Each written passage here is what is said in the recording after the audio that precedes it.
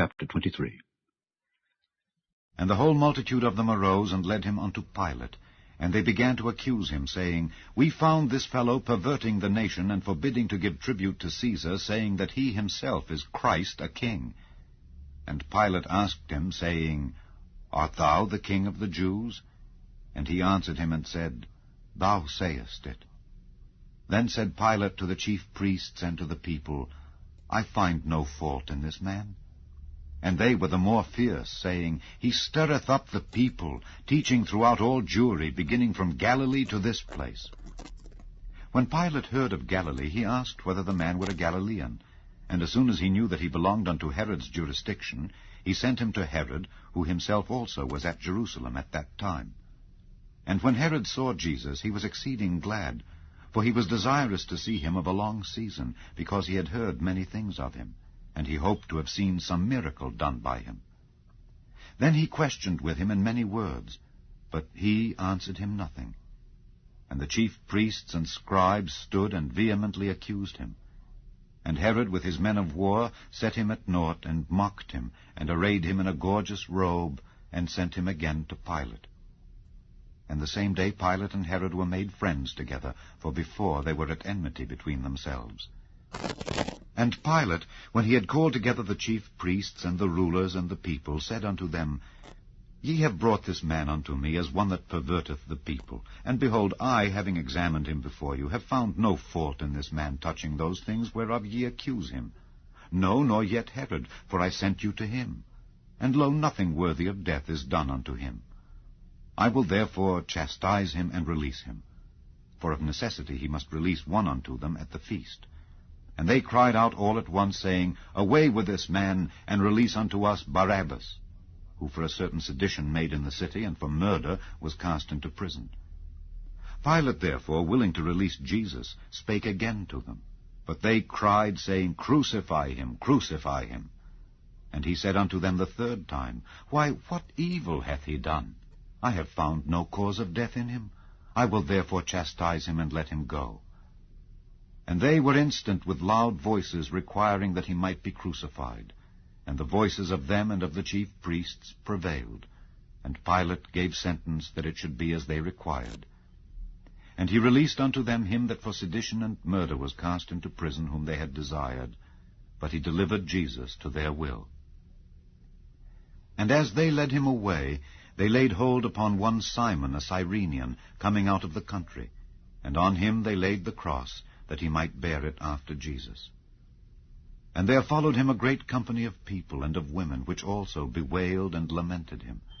But Jesus, turning unto them, said, Daughters of Jerusalem, weep not for me, but weep for yourselves and for your children. For behold, the days are coming, in the which they shall say, Blessed are the barren, and the wombs that never bare, and the paps which never gave suck. Then shall they begin to say to the mountains, Fall on us, and to the hills, Cover us. For if they do these things in a green tree, what shall be done in the dry? And there were also two other malefactors led with him to be put to death. And when they were come to the place which is called Calvary, there they crucified him, and the malefactors, one on the right hand, and the other on the left. Then said Jesus, Father, forgive them, for they know not what they do. And they parted his raiment, and cast lots. And the people stood beholding. And the rulers also with them derided him, saying, He saved others, let him save himself, if he be Christ, the chosen of God. And the soldiers also mocked him, coming to him, and offering him vinegar, and saying, If thou be the King of the Jews, save thyself.